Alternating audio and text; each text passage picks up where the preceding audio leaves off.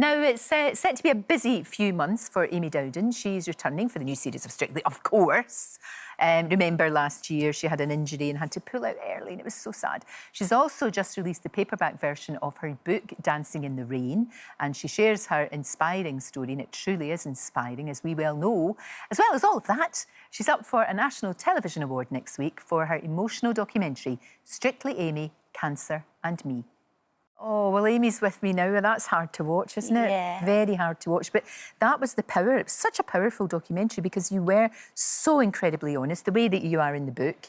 And it so resonated with everybody. I mean, we feel as if we've been there holding your hand all the way through this. Yeah, I just wanted to show the truth of a cancer diagnosis.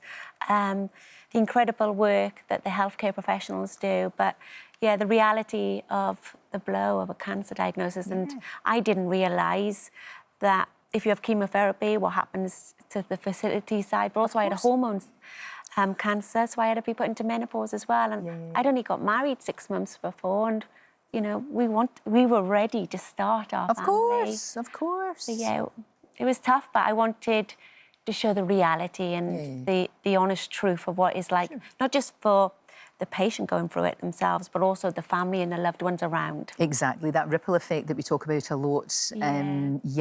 It's so hard for everyone, and you made that. It just, again, as I say, it was incredibly powerful. It's up for an NTA award, but sadly you're not. Oh no, you kidding? Of course, that was a given.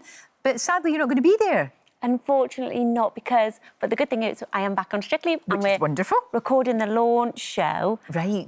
But my parents are going, and my best friend Jenny, who features a lot in the documentary, she'd also gone through breast cancer just before me. That's right. And so if we do win, they will go up and collect it. And I just think my dad will just... he'd be so emotional, And they're so proud of you and everything that you've achieved. I'm so lucky to have them as parents. And my mum's had breast cancer herself. Gosh. Yeah, they've devoted their lives to us children and given us the best... They've been the best role models. No, they have. You can tell that in the book. And it's like we said, the paperback's out. But in the book, you do talk about them with such affection. And the photographs are gorgeous. But you talk about your family and how important that has been to you, that rock. Yeah. You know, anyway, even before the cancer diagnosis, they were right behind you with your career and helping you and encouraging you and all of that. Yeah, and with my Crohn's disease, you know what I mean?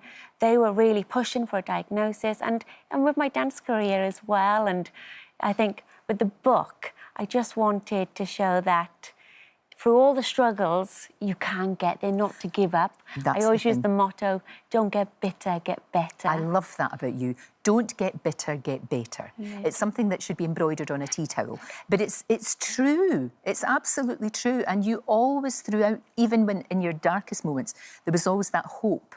You know, you always said, I've got hope, I'm hopeful, it's going to be okay. You know, it's going to be all right. And I think that's what comes out very strongly in the book and the documentary, is that, yes, it was hell on earth. You know, it was horrendous, and nobody should underestimate that.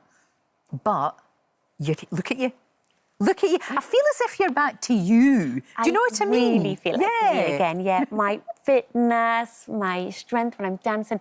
Everybody in the Strictly studio, like camera crew and everyone are like, Amy, we can just feel the energy, we can just tell. And I'm just really proud of how far I've come. And I think 2 years ago, I look back every now and again, and my mouth was covered in ulcers and my hair was really falling out. I was quite weak. I was gutted not to be able to take part in Strictly. And to see how far I've come since then. And I hope to be able to give others hope who are going through a diagnosis as well. That if Amy can get back to it, I can get back to work or you know, whatever. Sure, but we don't know yet who all the partnerships are going to be, right? My dream would be you and Ross. But obviously I don't want to know because it spoils the surprise. But he is so excited about being on this show. He's so excited. And I know you're so good at giving advice. Have you been able to just... I mean, we don't know who's partnering who, but you've all been talking. I had a good chat with Ross the other day, actually, and I said to him, just surrender yourself to the ballroom and Latin world. And, you know, he will.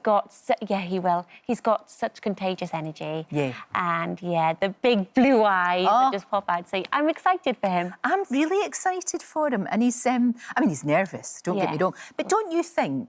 the contestants who aren't nervous, there's something wrong with them. Oh, absolutely. Who would not be nervous? I'm always nervous. Oh, I'm nervous for, you know, my partner. I'm nervous watching. Yeah, I always say the day I'm not nervous is the day I hang my shoes up. Right. Because I think nerves show how much it means to you and how much you care. Exactly, and you really do. That's the thing. It's, again, Strictly is like, we now know it's kind of the rundown to Christmas as well, isn't it? We know, and it's like, OK, I have to start getting my jumpers out because it's, you know, everything is changing. And it's so much part of our world. And I just want to enjoy it. That's the thing. I think it's one that, well, it is the top show on telly. Yes. And it's so good to have you back in it. Because last year you had to pull out because of the injury. And I know how, you were desperately upset about that. I was, yeah, because, you know, Strictly was that goal after I heard, sorry, Amy, it's cancer. It was get me back on the dance floor. Get me back there. And then I got back and I had to, you know, pull out. But such a shame. Yeah. Such a shame. I've worked on my strength, on my fitness. Yeah. I've worked on myself mentally and physically, you know, because, you know, cancer diagnosis is tough, and I don't think there's enough out there as well about the reality of after the diagnosis and how long it takes to recover. Do you know that's right? And do you know what? Princess of Wales said that as well. Yes. Didn't she?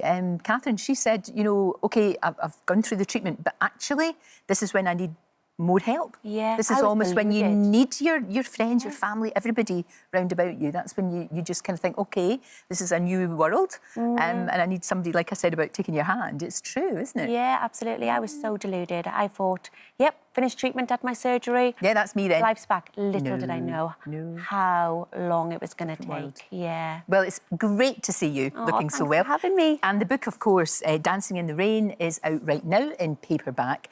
And there's also still time to vote for Amy's documentary and all of your favourite shows on the National TV Awards website. So do go there and vote. Well, that's a wrap for this video. We hope you enjoyed it. We have all the best moments from the show right here on the channel. And if you like this video, then we think you'll love this one. See you next time.